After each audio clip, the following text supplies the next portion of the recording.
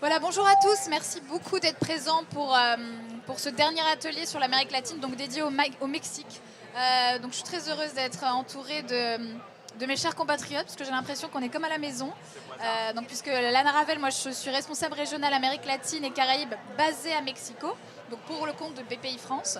Et donc on est hébergé par Business France, donc qui est représenté aujourd'hui par Olivier Pradé, directeur Business France, Mexique, Amérique centrale et Caraïbes. Ouais, je suis désolée, mais ils me disent au fond qu'ils n'entendent pas. Oh là là. Je vais essayer de parler plus fort, je suis navrée. En fait, on est obligé de... Oh, j'ai collé mon micro. Voilà, peut-être que c'est mieux. Ok, très bien. Merci Arnaud.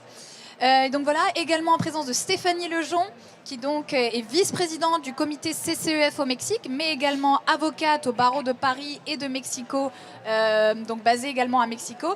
Et puis Florent Housset, donc président du comité CCEF Mexique, et également membre fondateur et directeur du développement export de la société Equance. Donc le Mexique, qu'on vous remette dans le contexte, un pays je pense que vous connaissez tous, mais nous qu'on vous partage un petit peu nos impressions, qui sommes représentants de la Team France économique basée au Mexique. Le Mexique, c'est un pays selon nous dont on ne parle pas assez. C'est un pays pourtant qui a une force de frappe industrielle absolument gigantesque, qui se voit notamment par sa proximité avec le marché nord-américain. Énormément d'entreprises industrielles du monde entier et également françaises l'ont compris. Titre d'exemple, on sort toujours cette anecdote. Le premier employeur étranger au Mexique, c'est un Français, c'est Safran. Plus de 110 000 employés dans ce pays. Et aujourd'hui, donc avec moi, et encore merci pour votre présence, 3 intervenants qui donc vont nous expliquer en quoi effectivement... et alors, pardon, veuillez m'excuser, je me rends compte... Pardon. Où est mon portable ? Excusez-moi, c'est les aléas du direct. Je me rends compte que je n'ai pas mes questions avec moi et je les ai, puisque donc nous allons procéder par questions donc, auprès de nos intervenants pour nous expliquer en quoi le Mexique est l'un des marchés les plus ouverts d'Amérique latine. Et donc pour commencer ces questions, et je vous prie de m'excuser de ce retard. Non, pardon, je suis navrée. Excusez-moi, je suis désolée. Ah là là, pardon. Pardon, je suis désolée, c'est pas le bon document. Veuillez m'excuser.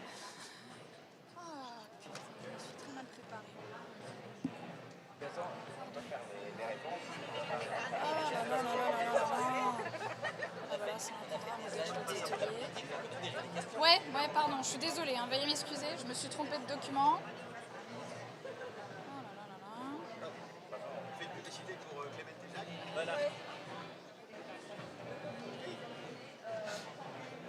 Attends, est-ce que... Putain, non, j'ai pas le document là. Faut que j'arrive à sortir un document.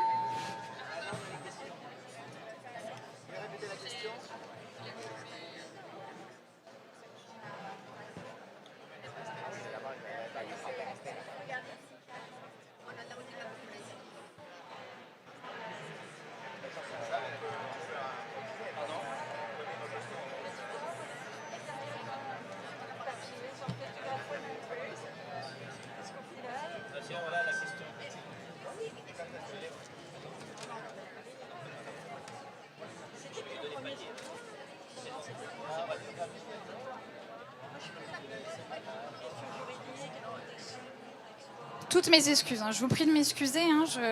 Pardon, veuillez m'excuser. Mes excuses à mes intervenants surtout.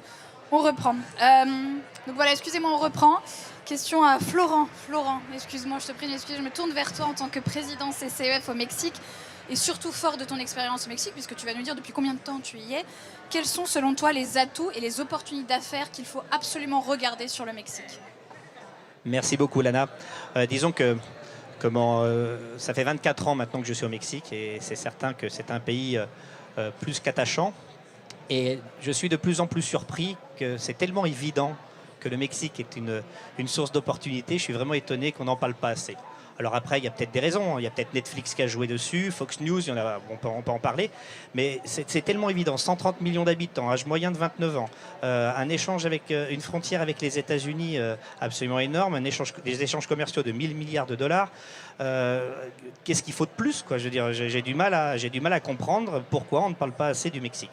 Donc, Évidemment, les opportunités sont énormes et je peux vous assurer qu'il y a pas mal de pays qui en profitent beaucoup plus que l'Europe. Maintenant, je suis ravi que la France est de plus en plus présente, même si jamais historiquement, on en parlera tout à l'heure, la France est très très présente au Mexique, mais on peut faire beaucoup plus.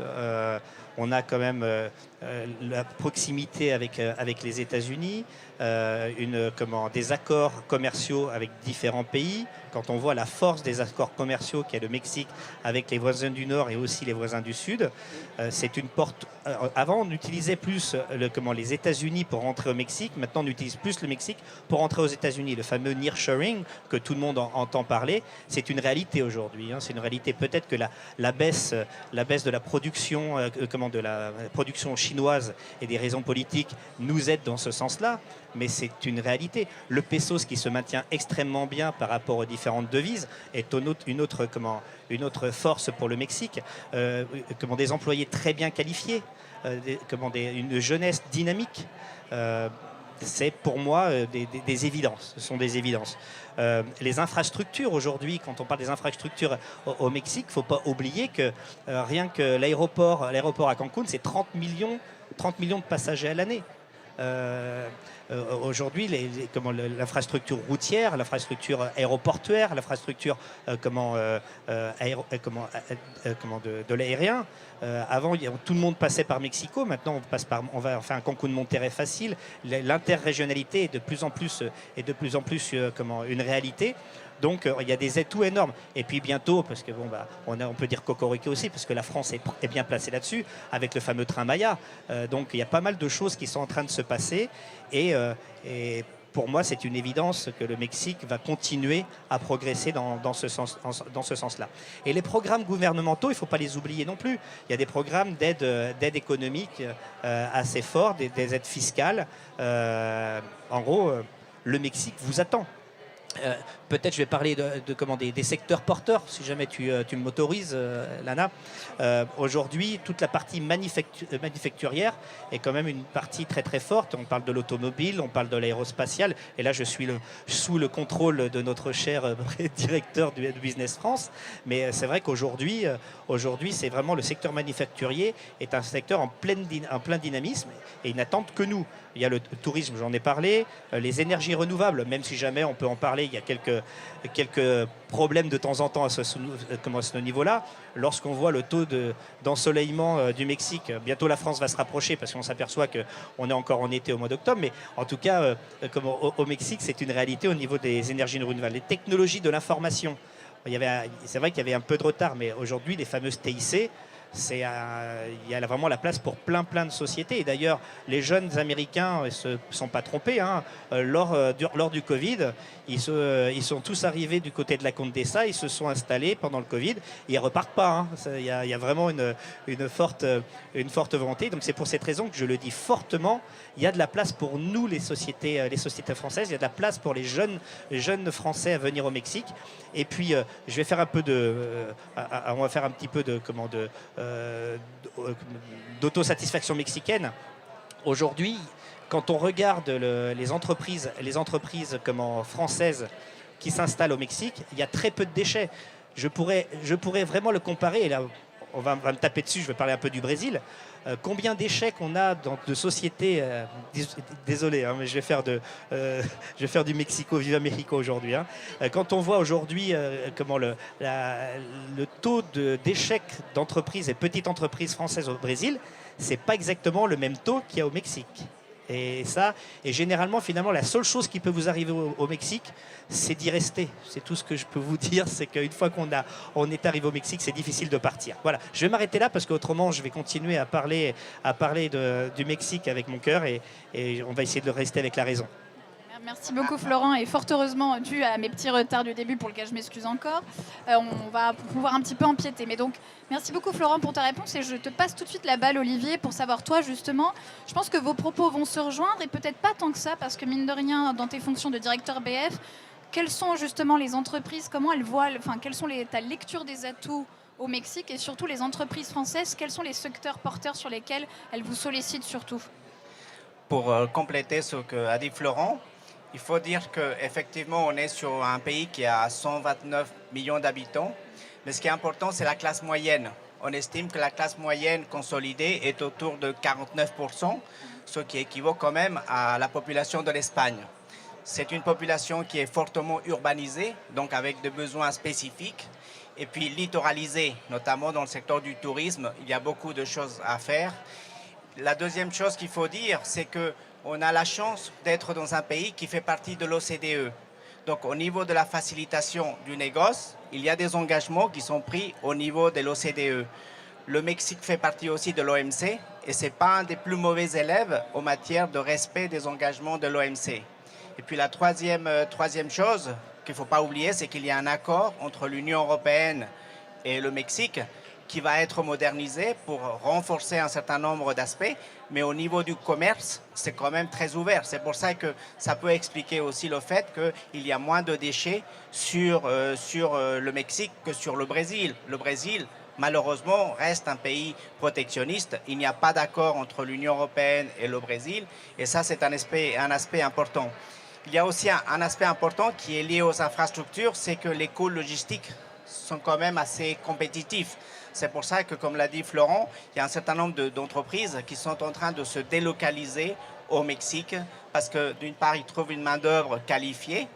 Il y a eu une étude qui a été faite par le ministère de l'économie où ils estiment qu'il y a à peu près 100 000 ingénieurs au Mexique. Et c'est vrai qu'il y a une tension. Il y a Manpower qui a fait une étude. 74% des entreprises qui ont été consultées par Manpower observer une tension sur le marché du travail, notamment des ingénieurs. Après, quand on regarde un peu les coûts qui varient d'une ville à l'autre, c'est entre 800 et 1200 le coût d'un ingénieur au Mexique. Et pour finir, je pense que c'est aussi important, et là on est un peu un petit échantillon de l'écosystème qui existe, mais un des atouts du Mexique, c'est qu'on a un dispositif public et privé qui est très complet, à la fois entre Business France, la Chambre de commerce, les CCE, la French Tech, même Marianne pour les femmes entrepreneurs. On a aussi, bon, là on est accueilli par la BPI, mais après il y a d'autres banques comme l'AFD, Proparco qui sont très présents ici. Il y a des banques françaises qui sont très présentes. Après, il y a les banques américaines. Donc voilà, je pense que c'est un certain nombre d'atouts qui sont importants quand on veut s'intéresser au marché mexicain. Parfait, merci Olivier. Et maintenant, je me tourne vers toi, Stéphanie, notamment parce qu'il n'y a encore pas longtemps, on avait une entreprise qui nous demandait là aujourd'hui, mais si je veux structurer mon action au Mexique, si je veux avoir une présence, comment je fais? Donc comment on fait pour s'implanter au Mexique? Et quelles sont les normes juridiques et réglementaires, surtout un grand sujet qu'on doit avoir en tête?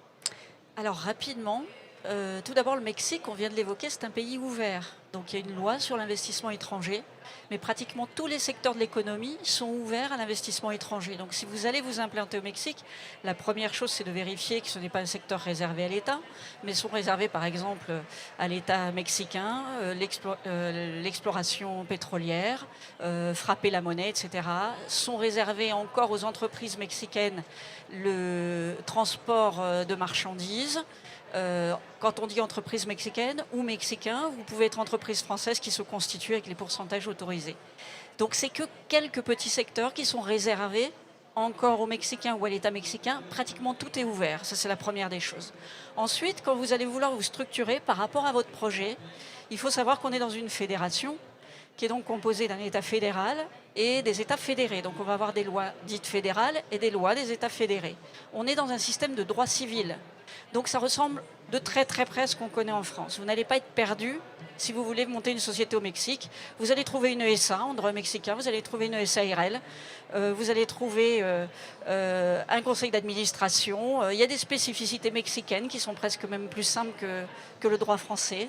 Donc vous n'allez pas être perdu et vous allez pouvoir vous constituer relativement facilement. Ça ne présente pas de difficultés majeures. Ce qui est important à savoir, c'est qu'il faut bien regarder votre projet, parce que ce n'est pas toujours une filiale. Vous pourrez parfois faire une succursale.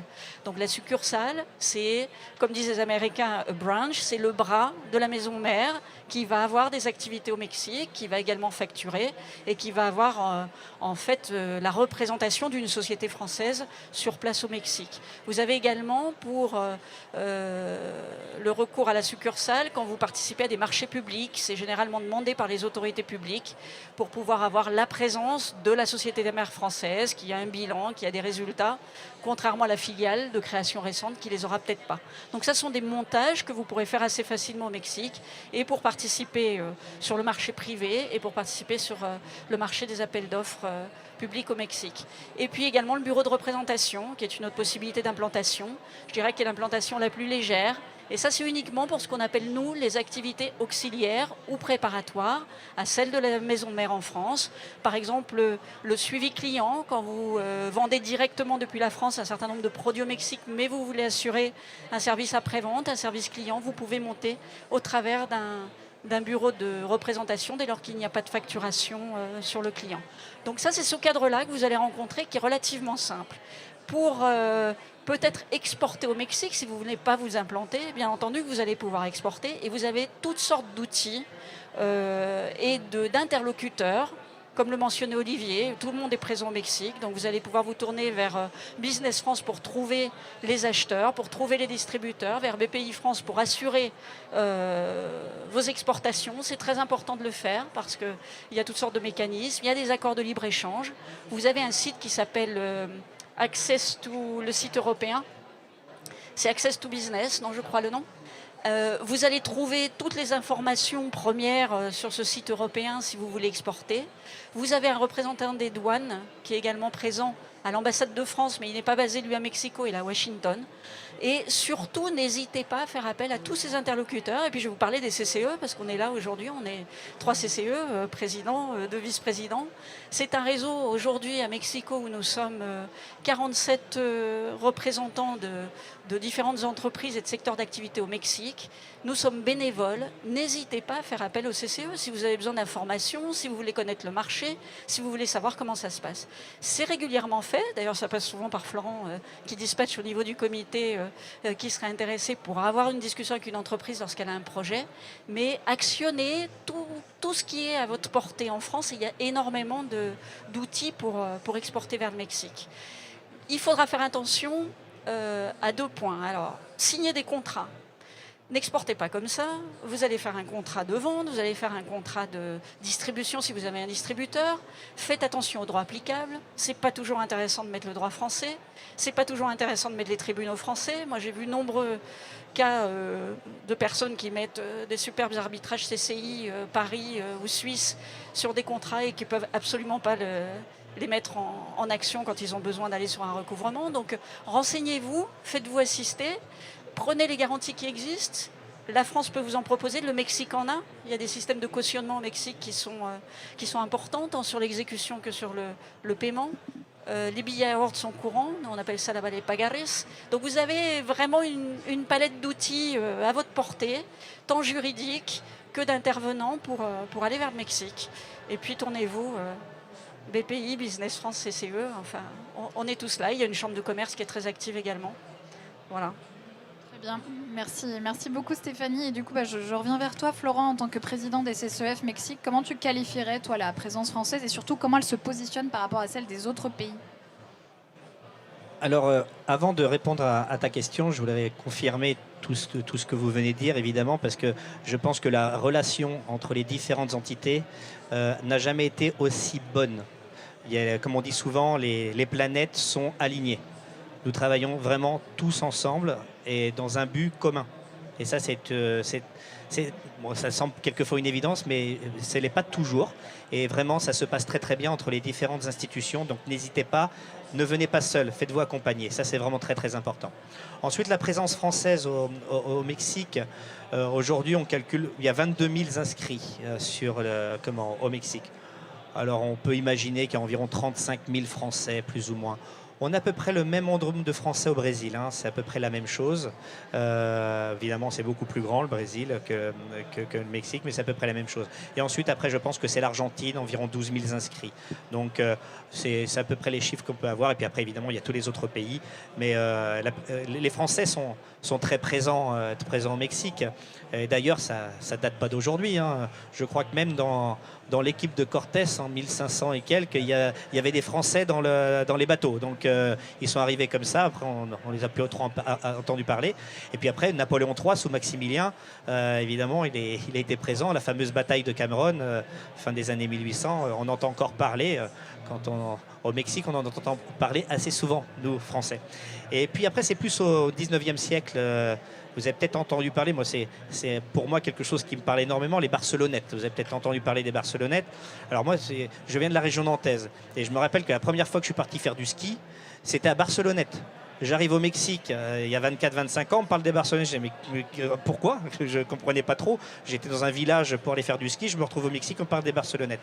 Alors évidemment, il y avait pas mal de familles qui étaient parties dans ces années-là, dans le textile, dans l'agriculture, etc. Ils sont restés et c'est vrai qu'ils ont beaucoup aidé par rapport à leurs expériences, etc. Et puis après, les Français se sont installés au fur et à mesure. Et comme je le disais, une fois installés, la plupart veulent rester. Ils s'y sentent bien, ils se sentent chez eux. Alors je ne dis pas que c'est facile, il y a des codes. Il y a des codes pour s'installer au Mexique, il faut les comprendre. Et au fur et à mesure, on s'adapte. Et généralement, ça se passe plutôt bien. Et la relation franco-mexicaine, d'ailleurs, on voit énormément de couples franco-mexicains. Et c'est une très très bonne chose. Il y a même des gens qui voyagent avec, etc., qui se baladent un petit peu partout à travers le monde. Moi, mes enfants sont franco-mexicains et on en est fiers et on s'entend bien. Et c'est vrai que quand on voit la fierté qu'ont nos petites têtes blondes qui sont mexicains et quand ils partent à l'étranger, eh ben, je peux vous assurer que ça fait chaud au cœur. Voilà. En tout cas, on est sur de belles années à continuer comme ça. Je ne dis pas qu'il y a de difficultés, mais il y a des difficultés, c'est évident, mais il y en a un petit peu partout. Mais en tout cas, nous, on vous attend. Les institutions françaises, mexicaines s'entendent bien dans ce domaine-là. Aujourd'hui, il suffit de transformer l'essai. Je crois que en ce moment, c'est important d'en parler. Voilà. Merci beaucoup Florent. Et merci encore aussi on sent que c'est un discours très engagé, ça fait plaisir. Olivier, je reviens vers toi justement, peut-être parce que je pense que c'est une des questions qui revient souvent quand on parle justement de l'attractivité du Mexique. Et toi et tes équipes qui voyaient passer des entreprises françaises, au final, quels seraient pour vous vraiment les défis les plus récurrents? Oui, avant de parler de défis, je vais compléter ce qu'a dit Florent, c'est que nous avons à peu près 550 filiales d'entreprises françaises. Comme l'a dit tout à l'heure, Safran est un des premiers employeurs étrangers. À cela s'ajoutent évidemment les entreprises françaises à l'étranger, dont un comité est en cours de constitution. Donc ça, c'est un vecteur important pour les entreprises françaises. Après, pour venir au Mexique, si mon équipe accueille une entreprise, ça veut dire qu'elle a déjà un bon réflexe, c'est-à-dire de se faire accompagner par des experts.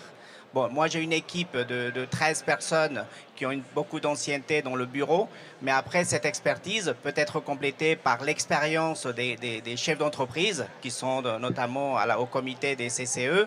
Ça peut être aussi par nos prestataires référencés.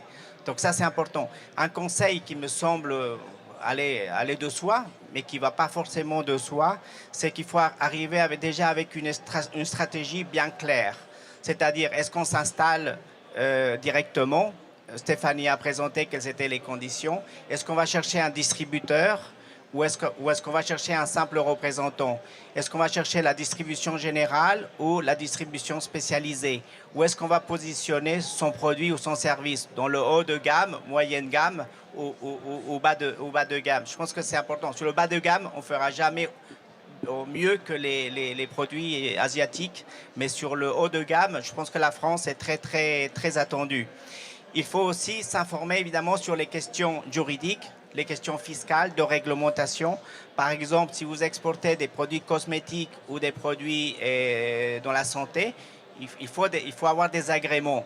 Le chef d'entreprise doit se poser la question si si lui il investit dans l'agrément ou pas, ou alors où il fait que le distributeur sera le titulaire de l'agrément. Sauf que si on veut changer de distributeur, ça ne se passe pas toujours très bien, comme dans un divorce.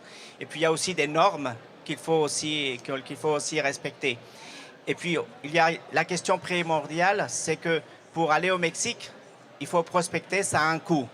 c'est un coût qui est moindre par rapport à d'autres pays très protectionnistes. Je ne vais pas citer le cas du Brésil parce que sinon on va dire qu'on tape trop sur le Brésil, mais c'est vrai que sur le Mexique, les financements, voilà, les coûts sont moindres. Il faut aussi garantir évidemment toutes les opérations commerciales, surtout si on ne connaît pas beaucoup son distributeur. Et là, la BPI a pas mal de solutions. Et il me semble aussi un point important pour réussir au Mexique, c'est qu'on est dans une population qui est fortement urbanisée, qui est très exposée aux effets de mode. Et je pense que les entreprises françaises devraient investir davantage dans tout ce qui est marketing. Parfois, on a tendance à considérer cette dépense comme un coût. Je pense que sur le Mexique, c'est vraiment un investissement et qu'il faut réserver un petit budget pour pouvoir réussir sur le marché mexicain. Et puis, dernière chose indiquée aussi, parce qu'on ne l'a pas forcément dit, c'est un des atouts du Mexique, c'est qu'on est dans un pays qui est économiquement stable, c'est-à-dire les fondamentaux macroéconomiques sont solides. Je pense que ça explique le fait qu'on n'a pas eu beaucoup d'échecs, que les Français qui sont arrivés, les Barcelonais entre autres, il y a près d'un siècle, sont restés. On n'a pas eu de drame spécifique par rapport à ça. Et puis dire aussi que c'est un pays stable et politiquement stable. C'est-à-dire qu'à partir de l'année 2000, on a eu des alternances politiques. Ça s'est passé toujours dans les règles constitutionnelles. Il y aura des élections dans quelques mois.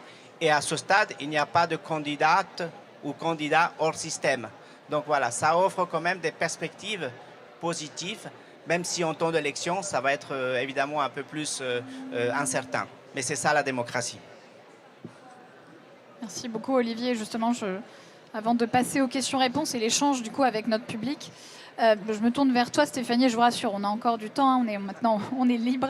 Je me tourne vers toi Stéphanie, est-ce que justement tout ce que vient d'évoquer Olivier sur les potentielles interrogations qu'une entreprise peut avoir et surtout les défis qu'il peut y avoir, souvent nous-mêmes quand on reçoit des sociétés BPI France, on nous parle de sécheresse, stress hydrique, quelle est la meilleure zone d'approvisionnement, on nous parle de sécurité. J'ai échangé à ce sujet encore il y a quelques minutes avec un participant. En tant qu'avocate, vraiment, quels sont les obstacles que vous voyez les plus récurrents, vous, et comment vous suggérez les entreprises de s'en prémunir? Alors, les obstacles, je ne les vois pas tellement côté mexicain, je les vois plus côté français. C'est-à-dire que nous, ce qu'on est amené à voir, ce sont des entreprises parfois qui ne se préparent pas, qui viennent au Mexique avec la même façon de penser que de faire du business en France. Or, il y a une culture qui est différente, vous allez être très bien accueillis, vous allez avoir des gens avec lesquels il faut communiquer, il faut prendre le temps, et il faut prendre le temps de monter ces dossiers. Et le temps, c'est peut-être un luxe, mais c'est bien de l'avoir. La plupart du temps, s'il y a un problème, c'est parce qu'il a fallu aller trop vite, parce qu'on n'a pas pris le temps de connaître son partenaire, parce qu'on n'a pas pris le temps de vérifier ou de mettre en place les éléments qui devaient être mis en place. Côté mexicain, comment vous dire, c'est administratif, système de droit civil, tout pratiquement passe par notaire, tout est inscrit, tout est authentifié, donc on va avoir besoin de ces temps administratifs qui ne sont pas non plus des choses impossibles. Le pays a mis en place tout un système de digitalisation depuis plusieurs années qui marche quand même de mieux en mieux. Donc on a de plus en plus de démarches en ligne. Ça, c'est très vrai sur Mexico et un certain nombre d'États. Si vous allez il y a plusieurs Mexiques au Mexique, donc ça aussi, il faut en parler avant. Il faut savoir aussi où vous allez vous implanter, où vous allez faire des affaires. C'est pas du tout la même chose d'aller à Monterrey que d'aller à Oaxaca, d'ailleurs, où j'ai pas grand monde, moi qui va à Oaxaca à part en tourisme. Et donc, au final, vous allez... il faut pouvoir prendre le temps. Nous-mêmes, professionnels du droit, on fait appel à des notaires qui sont parfois en province. Il y a des provinces sur lesquelles on ne va pas. Et il y a des provinces sur lesquelles on travaille comme si on travaillait en France. Donc vous allez avoir des disparités territoriales importantes selon également vos projets. C'est important de venir dans des lieux où vous avez tous les services. Donc bien entendu, Mexico, Nuevo León, Querétaro, Jalisco, vous avez de nombreux États du pays qui fonctionnent très bien, puis vous en avez d'autres qui sont encore un peu à la traîne, où vous n'aurez pas les mêmes services, vous n'avez pas le recours aux mêmes personnes. Donc préparez-vous, moi c'est surtout ça. Je dis, là vous êtes là, donc c'est bien. Déjà, je me dis, si vous venez sur des ateliers Mexique, c'est que vous vous préparez, c'est que vous vous intéressez. Ensuite, vous avez BPI, Business France. Je me répète beaucoup, mais préparez-vous. Le temps est un atout. Ça, prenez le temps de bien monter vos dossiers. Droit du travail, on n'en a pas parlé, c'est un aspect important au Mexique. Il y a une loi fédérale du travail qui est d'ordre public, qui est très forte et qui est très protectrice des salariés. Et ça, il faut le savoir. Parce que ce n'est pas l'image qu'on a du Mexique, ce n'est pas l'image que l'on a de la masse salariale du pays low cost où on va aller produire à bas coût. Et non, il y a des gens qualifiés et il y a un droit du travail qui est très en faveur des salariés. Il faut le prendre en compte. Donc, il faut faire des contrats de travail, il faut les faire conformément au droit mexicain. On ne fait pas ce qu'on veut. Ne faites pas des offres d'embauche depuis la France à des salariés sans avoir bâti ce qu'il faut du côté mexicain. Enfin, renseignez-vous. Il y a toutes sortes de petites choses qu'il faut connaître quand même avant d'y aller. Et prenez le temps. Ça, je crois que c'est peut-être un luxe aujourd'hui, mais il faut le prendre. Voilà. Non, et peut-être ajouter aussi, pour que la mariée ne soit pas trop belle, comme dirait Florent, après il y a des questions de sécurité, évidemment, de sécurité physique. Évidemment qu'il faut prendre les précautions. Et puis après, c'est vrai que le Mexique est attendu sur notamment qu'il renforce le stock, la production d'énergie verte. Je pense que c'est le grand défi pour le Mexique parce que dans le cadre du nearshoring, notamment les États-Unis, le Canada exigent dans le TEMEC, c'est que de plus en plus les productions qui sont faites au Mexique soient évidemment fabriquées avec de l'énergie verte. Puis après, étendre évidemment les infrastructures vers le sud, parce que le Mexique peut être aussi une porte d'ouverture vers les marchés d'Amérique centrale, voire des Caraïbes. Et dernière chose, qu'il y a une certaine saturation des parcs industriels vers le nord, mais il y a tout un programme gouvernemental pour ouvrir de nouveaux parcs vers le sud, notamment autour du tram Maya et puis aussi du projet transsismique. Bien, merci infiniment à tous les trois vraiment pour vos réponses très complètes. Maintenant, on va se tourner vers les questions du public. Est-ce que donc n'hésitez pas, vous avez l'opportunité de discuter avec nos trois intervenants. Qui aurait la première question à adresser? N'hésitez pas à lever la main.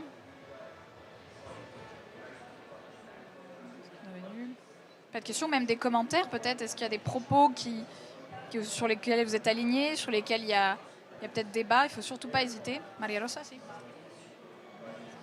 Bueno, la pregunta es abierta. Ahorita se habla mucho del nearshoring, que está jalando muchísimo por la situación mundial. Sin embargo, vamos a decir, en los años 80 ya había un nearshoring en el norte de México con las maquiladoras. ¿Cuál es ustedes qué ven como diferencia entre el fenómeno de los años 80 con las maquiladoras y ahorita?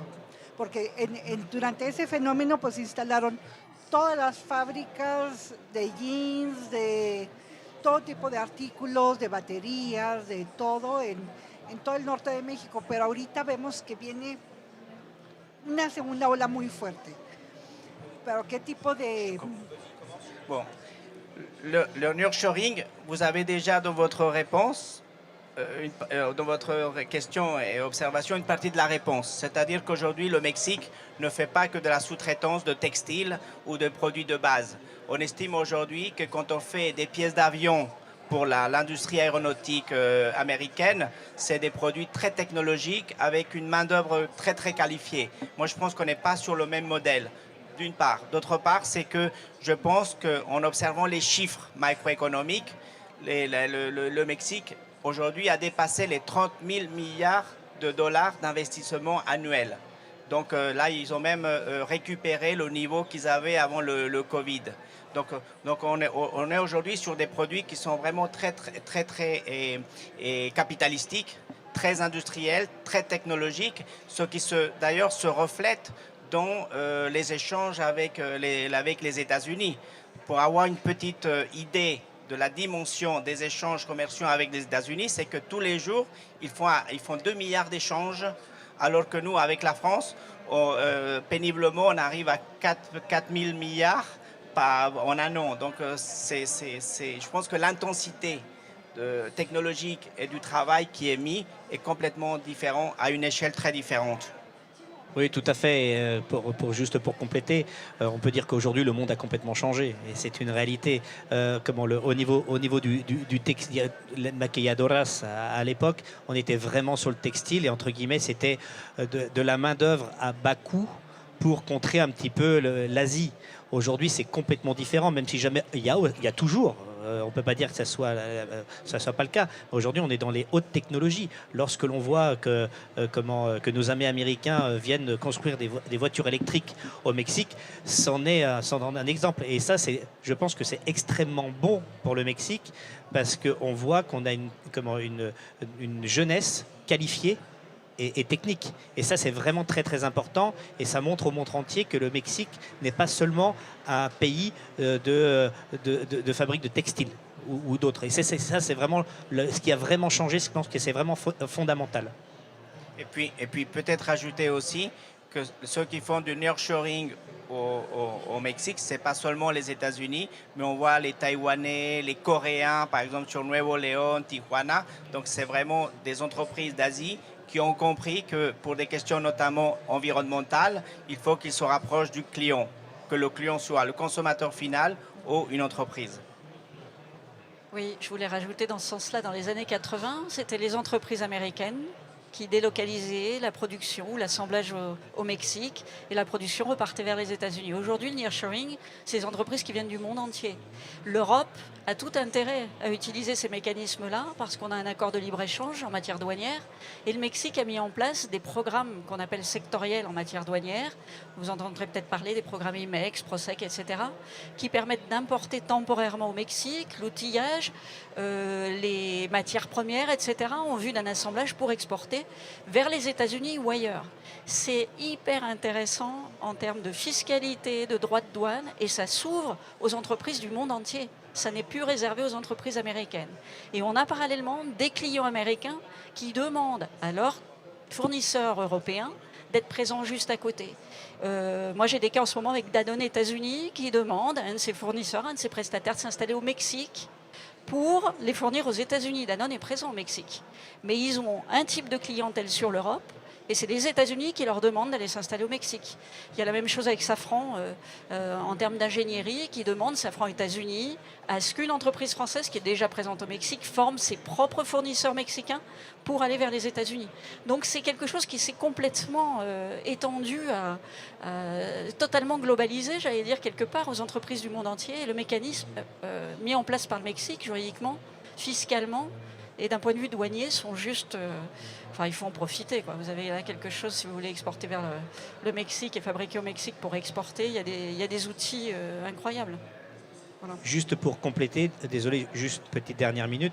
Aujourd'hui, on parlait, il y a 30 millions d'habitants au Mexique. Et aujourd'hui, c'est une véritable force de consommation aussi. Et c'est ça aussi qu'il y a un dynamisme de consommation, une population moyenne qui a les capacités de consommer.